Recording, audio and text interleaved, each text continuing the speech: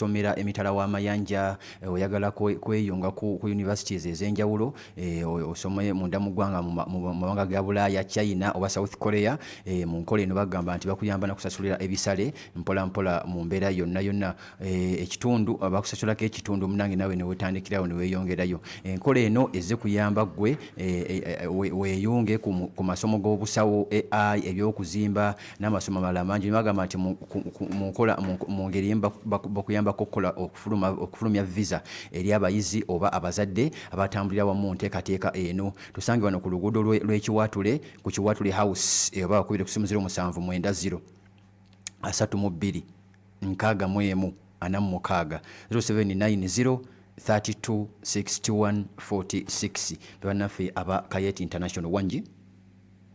Assalamu alaikum wa rahmatullahi. Wa alaikum salam wa rahmatullahi wa barakatuh. Amanya nze Haji Makolo Kavuma na National Unity Platform kibiina gaggadde kisuuza musajja mukulu nga kunadde nga lumonde mbikata. Mawulire agali eno olunaku lwajjo ekibiina kyaffe ekya National Unity Platform nga kiri wansi w'obukulembeze bwa Acting President ne Ssaabawandiisi omukulu Joel Ssenyonyi, omukulu David Lewis Rubongoya, wamu n'obukulembeze obulala nga ne Rope Kwali Joel Ssenyonyi, Mukyala Lina Zedriga nga Acting President, basisinkanye ababaka ba Parliament abalonde abapya n'abakadde abalondeddwa okuddamu okuweereza abantu baabwe mu bitundu. Era ababaka beetabye ku mukolo ogwo mu bungi. Mwabadde Munnalubaga Abubakar Kawalya, Lubaga North, Keretani Kiruruta okuva mu Kalungu East, Honorable Kiwanuka Sulaiman okuva e Nakifuma wamu ne Kiwanuka Abdallah ne boogera ku nsonga ez'enjawulo. Era mu kwogera okwo President yakubye olukomo lw'essimu ng'asinziira ku mirimu gy'aliko emitala w'amawanga. President waffe Kyagulanyi Ssentamu n'ayogerako gye bali n'abakubiriza okukozesa Parliament nga platform emu ku y'okununula bannayuganda mu buwambe bwe tulimu, era n'abasaba okubeera abeesimbu mu nkola y'emirimu n'okuba abawulize eri ekibiina. Era abamu ku bannamateeka abaffe ab'ekibiina okwabadde Honorable Nalukoola Luyimbaazi ne bagezaako n'okunnyonnyola ababaka ba Parliament amateeka agafuga Parliament abapya, ne babasomesaamu awo ne babakubiriza okwewala obuli bw'enguzi bwonna obuyinza okugenda mu maaso. Mu kwogera kwe Secretary General David Luwongo yasabye abakulembeze okufaayo ennyo okuweereza abantu abaabalonda n'okwenunula. Ssebo nzikiriza mu buufu obwo tuneyo abantu 2-3 bayiseewokko wangu ddala. Nja kwebaza mikwano gyange abasema properties ewandege awo wamu ne mikwano gyange aba nabuga ba joint venture okutuyonjeza ekibuga. Nja kusembyayo muganda wange Nyombya Godfrey Munannakawa. Assalamu alaikum wa rahmatullahi wa barakatuh. Zikiriza nebazeeko katono ku basiraamu abaasiiba ambasiriza ibada zaffe ze twakola abakola sadaka.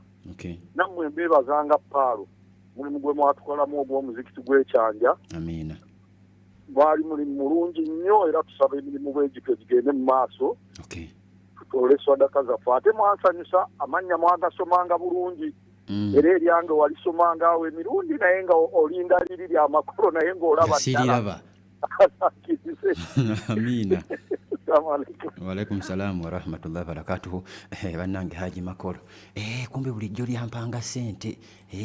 Naye nga ngamba musajja wange olwatuuka ate n'abula kumbe buli kanaku ateekayo ngenze.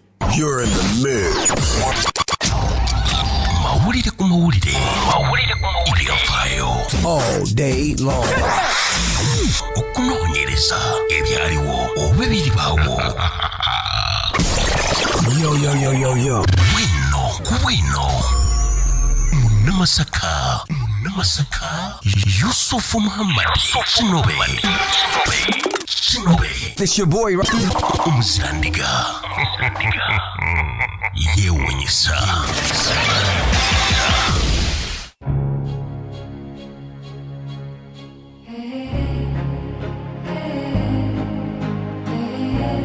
Okay, ali ku Pale FM, ali kukula eri omuntu wa bulijjo, bananga bali mu Scotland.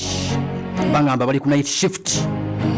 kulaba nti ate munange kwe muli buli amanyi nti ali mitala w'amayanja ng'okuba kyey'omukwano bagenda kuyiriba yiriba toggwamu manyi nange wano wendi ndi mu kuyiriba okitekedde yiriba gwe topowa ebbanga lyomala ng'oli mulamu nga n'akasente okafuna mukitegedde mu mbeera yonna mu ngeri emu oba endala naawe omukozi ali munda mu ggwanga lya Uganda naye nga okeera ku makyakola naawe oyiriba kati munange ekyafuka kyakuyiriba wonna mu mbeera yonna namwe balubyanza muli muti ababodaboda nga gwoli lubyanza walemera mu bwalubyanza bagamba yewandise ku stage oyagala kuba lubyanza gwolaba woofunira yiriba ne bataxi mulimu sebo balubyanza nga bataxi nga bo tebalina stage namwe muyiribe ba mikono temupowa okitegedde tugenze maaso mpola mu mbeera yonna transcend nafa aba antipology bagamba nti mu ngeri emu oba endala bakugamba nti munange weetaaza obuugi abaana bakoze abaana tebalina appetite abaana bameketa amannyo nedde ekyo tekiriiko bannange Yusufu obadde ki amaanyi ng'olina mangi abaana munange nga kyobawa akaana nga tekakkuta oluusi munange tekagala na kulya akaana kawewuka nnyo okuzaama akaana tekanyirira bagamba nti baleese obuugi bannange muwa abaana bamu obuugi bwa antipology nze mbagambye ekyama ekiri omwo nze nkimanyi abange bateredde obwana bwange bwateredde mu mbeera yonna ate bagamba nti nawe omukulu balinawo obuugi bwe bayita Instapo buno okuba bukubi omwana ali mu kisulo genda omukyalire mutwalire obuugi bwa Instapo buno akuba bukubi mu mazzi gookya n'ateekamu sukaali n'anywa tusangibwa newandegeya ku Bombo Road nga wakava mu bitaala gwava sayidi z'omu kibuga ate gwava sayidi z'ebwayise oba tunawo kulaba nti munange otuuka mu bitaala bakwire ku simu 0705 10 8 3 oba 0780 13 05 52 bebanafu aba antipology ntandikidde awo tugenze waliwo ennyonyi ekubiddwa kati kankuwe ku mitwe waliwo ennyonyi ekubiddwa waliwo ebibuga ebimukolaba nti ate no mukwano byaka munda mu Middle East ali ku Pal FM waliwo eggwanga lisindisa amagye amalala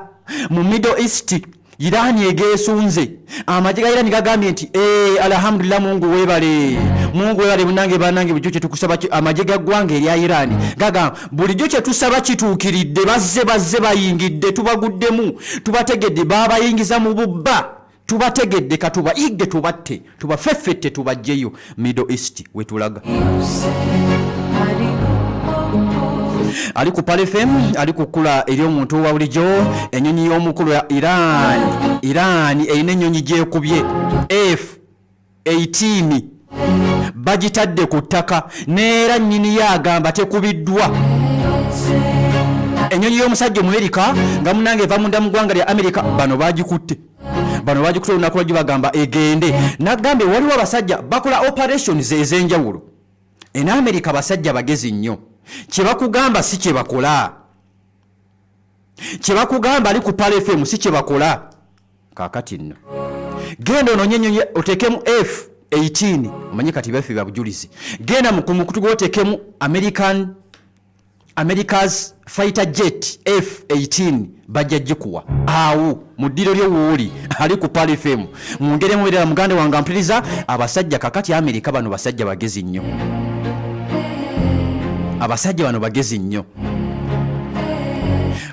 gw'obala kino kye tukuwa mawulire nga ye abala ekirala tukitegeddeko waliwo amagye waliwo abasirikale waliwo ba muntu nsolo abava munda mu ggwanga eri Amerika Middle East basajja bateeza bagamba nti twabategedde babasindika bano jezzibu Irani kyenkugamba bulijjo nti weebereremu Irani bulijjo kyenkugamba nti weegendereze ono Amerika gw'oliko omusajja oli ku superpower gw'olwana naye musajja era lazima ajja tuuka akaseera abeeko waakuba Amerika gw'olowooza wano ye alowooza walala ggwanga lya Amerika muganda wange mpuliriza wenna wakati ng'ennyonyi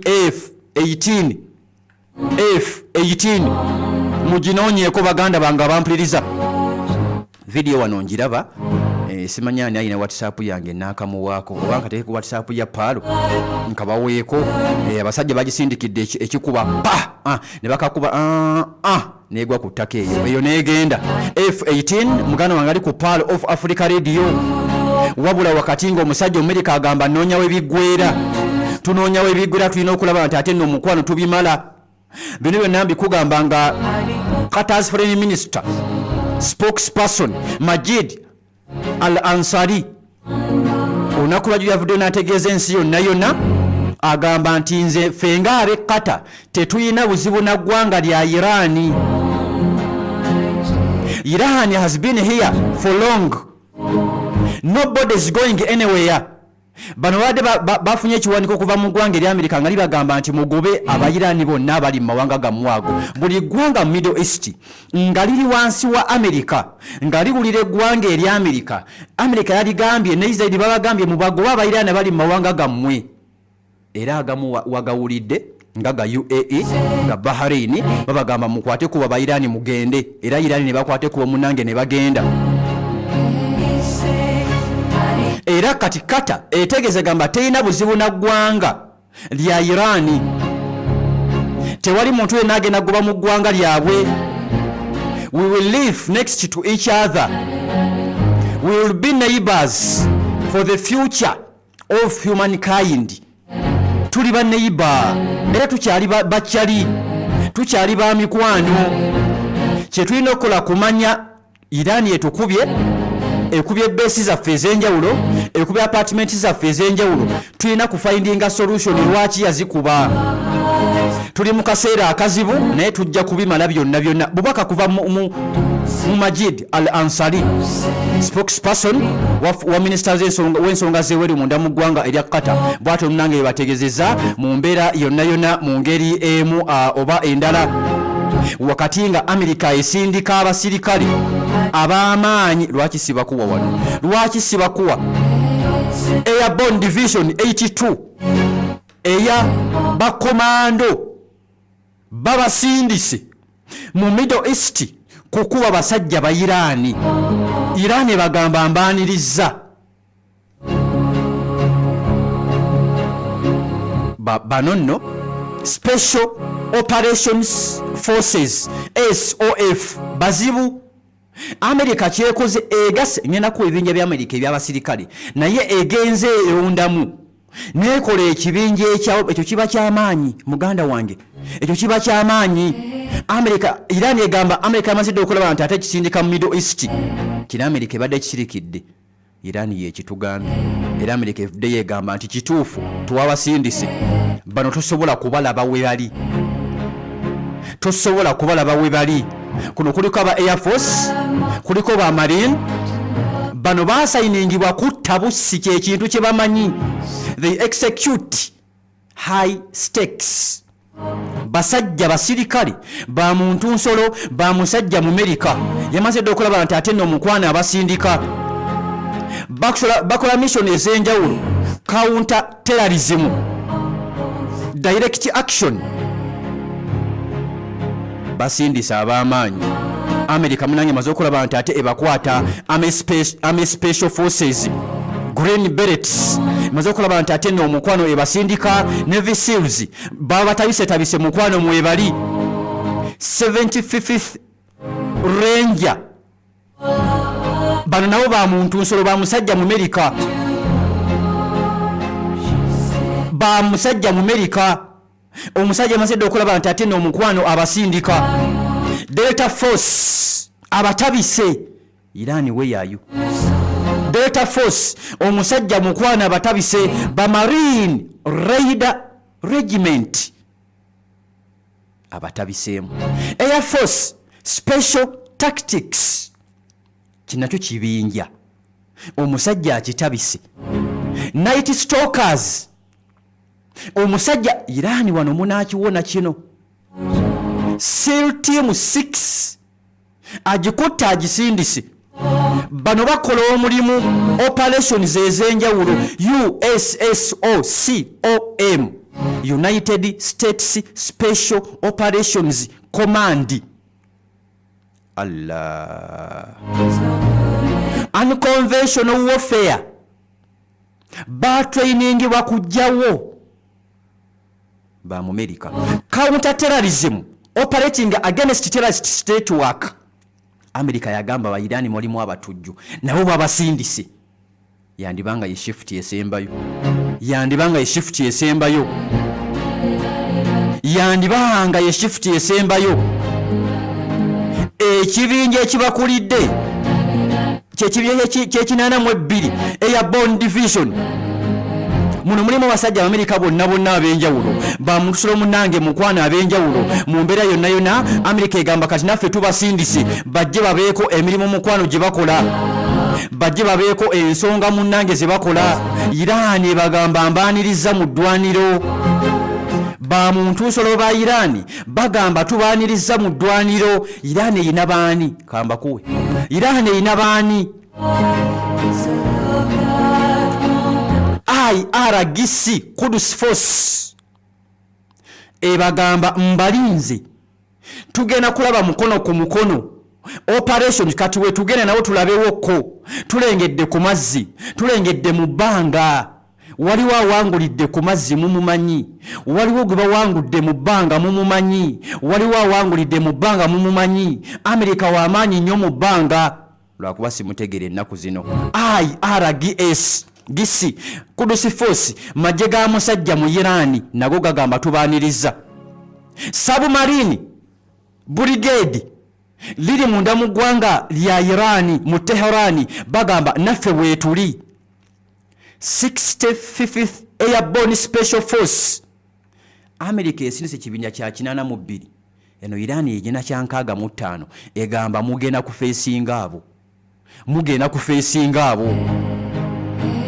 SEPA Navy Special Forces SNSF majje ga musajja mu Iran, ga musajja mu Iran omulimu gwago era galengerwako munda mu ggwanga erya Syria. Gano kigambibwa nti galengerwako wakati nga omusajja Saddam Hussein nga alumbye eggwanga erya Iraq gegana amajje agatega zigurunedi ku mazzi.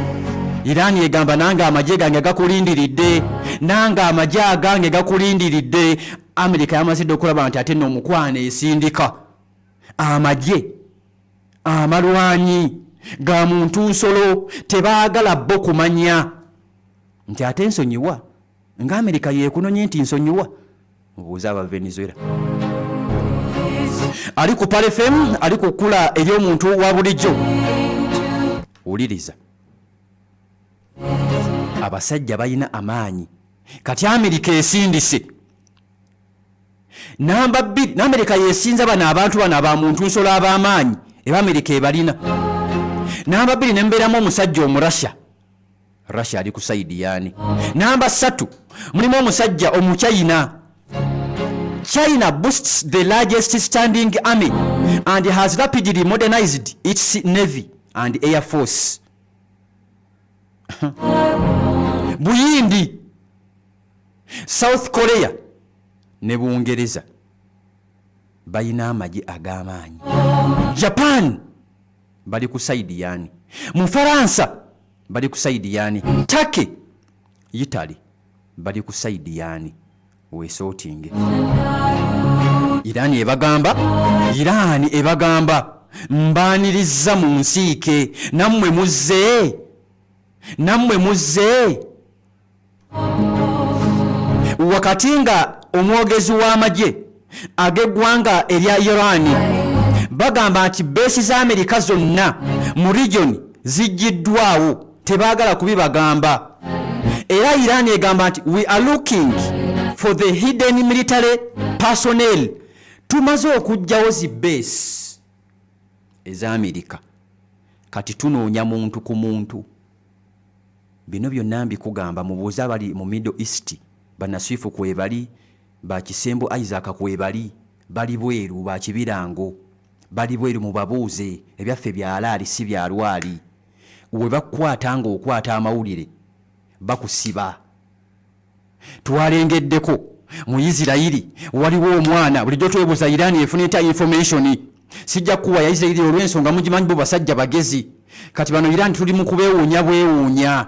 Iran efunita information mawanga zibese ez'enjawulo waliwo abaana abakwatiddwa babadde baweebwa ensimbi. Isirairi yabakutte nga bali mu kulaba nti bakuba ekifaananyi ne basindikira Iran ne babagamba location yiyende wano mukube bye mwalengera ku social media ez'enjawulo ng'abaana balinga abasaaga bagamba munnange ddi ya Iran wano waliwo base ya America baba babiraba what are you kati mu Israeli bakwatibwa baba bamusanze omwana ayina base gyali mu kkuba ekifaananyi era nga kigambibwa azze ayogera emabega n'abagwira wano Iran weefuna information wakati ng'eyambibwako abasajja abachina ne satellite yaabwe ne babagamba wano waliwo ekyokkuba mukube Iran neekuba neetakuba miisi kati bano abayirani bagamba tumaze okukuba zi base ez'enjawulo. We ask people of countries in region to report their hiding places. Era ne bagamba ekirabo weekiri mutugambe bugambi bwawe bali ffe tujje tukube gwe mulimu gwaffe ffe ogwaffe gwakuba ogugwo gwakwogera wawe bali. Wabula wano olutalo luno lukyusizza ebintu bingi nnyo. Kkiriza nkutegeeze nti amawulire agava mu mawanga agamu mazibu ga kufuna we bakwata ng'ogakuba we bakwata ng'ogasaka bakusiba koobeere munnamawulire. Twalengedde olunaku lwajjo nga Trump yayisizza 15 points proposal to end the war munda mu ggwanga erya Iran. Ezo wazitegeddeko lwakuba akaddeke sirina sijja kuziyingiramu mujja zinda mu side story naye ezimu ku zo Iran yazigobye. Iran nebagamba mmwe don't waste your time naffe tuyina ezaffe. Iran nebaweezaayo nebagamba bantu mmwe you people you guys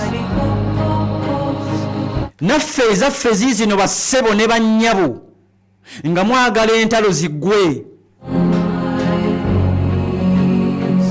Muyina okulekerawo okwasasinatinga abantu. Muyina okukakasa mulayire Abamerika mulayire nti teri kuddamu kulumba ggwanga lyonna mu Middle East. Sayini musayininge ne Palestine kebe Lebanon kebe Bahouthi mu Yemen teri kuddamu. Teri kuddamu. Wali wangambe wano nti ffe wane Dubai bakusiba ate n'osasula miliyoni 10. Mukitegedde kakati nga bakutte ng'ow'amawulire obanga obega mu Dubai. Wuliriza Iran information nayo gyereese besi zammwe zonna zigende mukwate kubo mugende. An end to the war across the entire Middle East. Tetwagala kuddamu kulaba ntalo Middle East wonna. Twagala international recognition of Iranian sovereignty authority over the Strait of Hormuz. Mukikonfirming mukikakase nti ffe tugikulembera ffe tugikulira. Bensi za Amerika zonna zigende naye ng'olaba kisoboka. Wobulaba nga superpower asobola okukikkiriza kitegeeza ki? Olutalo lukyagenda mu maaso. Olutalo lukyakwajiza ddala lukyatambulira ddala. Eno video ngenda gibawa ku WhatsApp ya Paro. Ngenda gibawa video eno nga bakuba ennyonyi ya F-18 ey'omusajja mu America. Kakati nno byonna biryawo. Ona America kati tufunye enjawukana. Uliriza. Ona America ayagala kumaliriza ntalo. Ayagala entalo kuzimaliriza kuba America ye alengerera ewala. Kati ate Isiraeli mission ze tezinnaba kutuukirira era information gye tulina Netanyahu ayina kyayogedde. Information gye nnina America ayagala kumaliriza lutalo baawukanye. Isiraeli tayagala luggwe. Wabula Netanyahu yagambye Netanyahu fears that US will reach a deal with Iran without taking Israel's interests into account. Awatiridde Netanyahu ayina ekirooto ekikye tekinaba kutuukirira. Ate America omumanyi mumumanyi. That is America akuvaamu enkya. Kakati ono omukulembeze wa Israeli ayina waagenda okukwata wengenda okuwa alla naye wano wanaakwatika andaba naawe ampuliriza wano Benjamin waayagala okwata wanaasoboka wa sooka owulize bannaffe aba Royal Healers kansooke enkujjanjabi bakugamba mu mbeera yonna olina arusazi zikumazeeko ebbanga olumizibwa omugongo amagulu gakuluma amagulu gakuzimbye abaami abalina prostate weekwata amajaani ga azima wanonyeddeko ku majaani ga azima naye prostate omukaaba enkya n'eggulo okaaba arusazi enkya n'eggulo musajja wattu ne zikunyoola mukazi wattu ne zikunyoola omukyala baakulongoosa kitegeeza okyalinamu ebikyafu mwabalina ebizimba what are you mugende munywe amajaani ga azima oba amajaani ga hayati mugende babajjanjabe bannaffe aba Royal Healers bakusaamu kapiira ofuyisa kumukumu wezanyiikirizaako sisitemu y'omunnange susu wajja waddayo mpolampola mu mbeera yonna jangu bakuwe amajaani aga azima omubatabanyizibwa sukaali pressure ebizimba aniya nammwe abalwalalwala eddagala weeriri eddagala mukwano weeriri ate omwami uliza baleese ekyenjawulo kibayita omubisi gwe bayita ogwa Royal Honey ogumanyi baguleese weeguli guno gwa basajja bokka omusajja oba ontegeera guno mukwano onuuna munuune ebisigadde n'obireka guno omubisi onuuna munuune nuuna bunuunye mubisi uteeke wabbali teeka mu kootiyo teeka ku kabaddayo omwami yeetigaatiga mugulire guno omubisi omuwe omutere ku mugaati alye ebisigadde munnange obireke mpolampola mu mbeera yonna mu ngeri emu oba endala genda omukyala ensonga zammwe omukyala Hajati akugamba nti tajja kuzaasanguza olw'ekitiibwa kyammwe genda ensonga z'ekyala zonna Hajati waali abeerawo Hajati Takiya abeerawo mukwano mpolampola mu mbeera yonna genda bakujjanjabe kati bakoze baanyiriza ekifo ne woogenda kwebuuza bulwadde bwo kubwereere bo tebakukyaginga kubwereere omala nga tuze nakugula gendawo bali wano kuna Mirembe Road ku mafuta ga Lobbies Kazimbe ka Volcano Bus Park luka namba 314 kuba kusimu 0749 96 1409 oba 0749 961409 MTN 0779 95 92 45 mu mbeera yonna tuzeeyo ani Mungu yana obusobozi obukwata ku ssaawa naye mbufuna nsooka nenyimiriza essaawa no mu 5 nebeeraawo ng'obudde tebutambula ne mbaweereza tugenze mu maaso Netanyahu Benjamin alina decision ate kati ye yayagala okugikola ali mu kupika musajja mu Amerika amugamba decision tugikwateko Netanyahu yabagambye nnyina ekinene kyendeeta mweteeketeeke twakizudde ne bannansi ba Isirayiri abamu okuva munda mu ggwanga erya Isirayiri okudduka si ntalo zokka waliwo kye bagenda okukwatako bino byonna mbikugamba nga abanene mu Isirayiri abanene abalinamu ku busente babuuse edda mu mawanga waliwo ekinene ekijja Benjamin agenda kukikola nga akimanyi waliwo kye bagenda omusasula okumuddiza tubadde tulengera Amerika nga yagala okukola decision akyagirikawo mu Amerika kubanga nkugambye amagye yagasindisi gakole operations ez'enjawulo Irani ge yagambye embaaniriza tulinze kulaba kinaavaayo kati ne Benjamin yasuubizza Abayiraani okubakola ekintu kye batalabangako ate tasaagaali talimba ono talimba mulengedde kye yakola mu Palestine Benjamin kye yakola ab'e Gaza ono Benjamin tebaba kumukomako yali agenda kuggala Gaza ayokye nkikuddiremu Netanyahu tebaba kumukomako oba bano basajja tebaba kuresistinga ekirooto kye kyakuggala Gaza agyokye yonna nga mulimu n'abantu mumanyi kibwetere gyali mu Middle East Benjamin Netanyahu awaayagalawo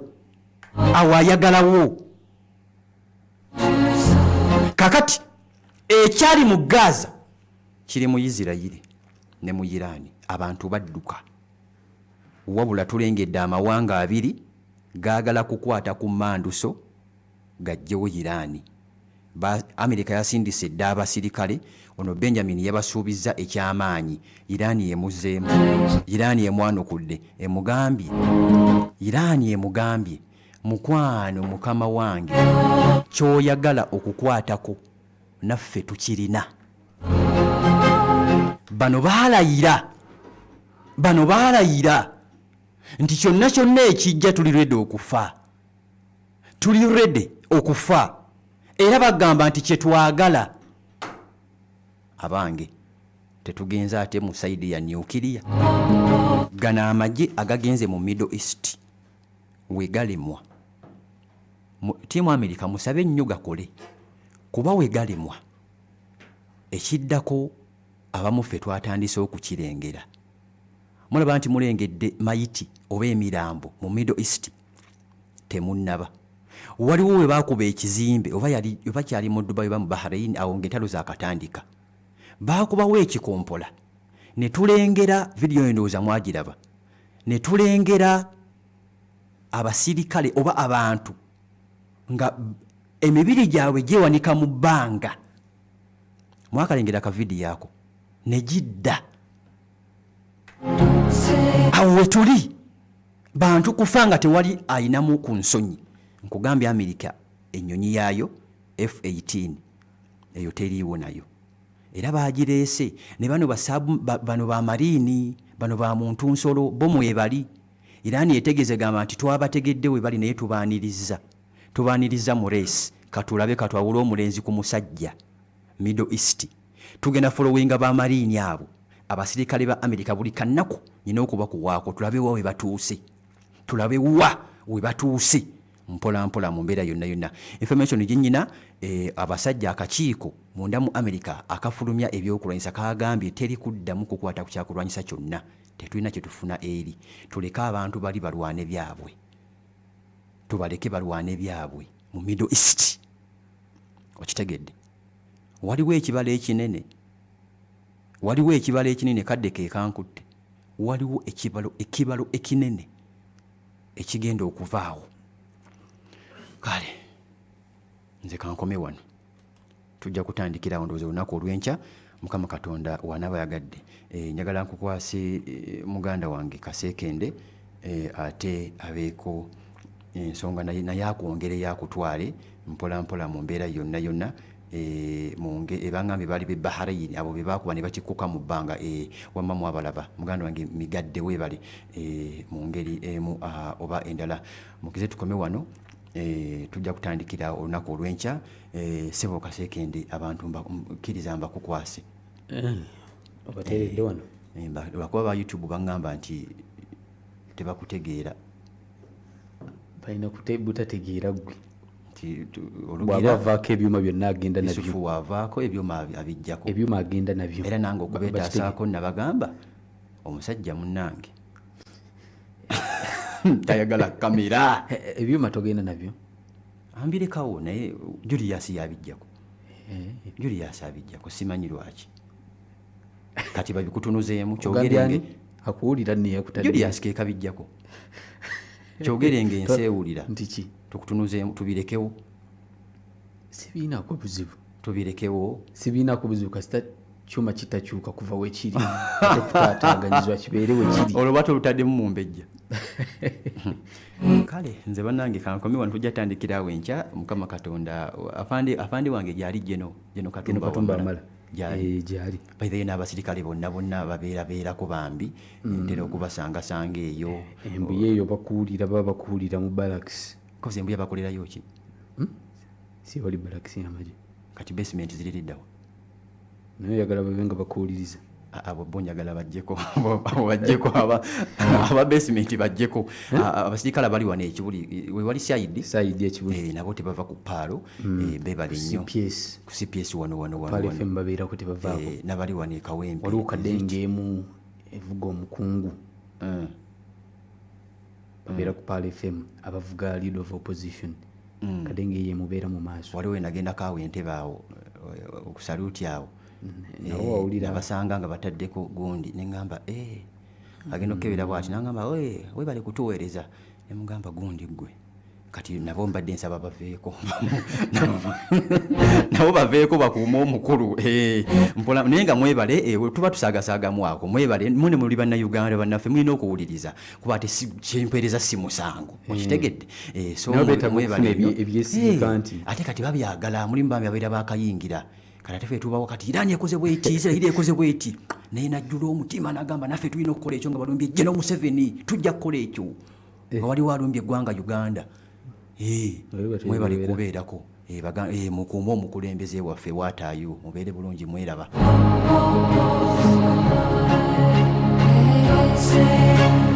omanyi kye weetaaga olwaleero ye ona kati agira mu flavors 3 omuli ey'emiyembe apples grapes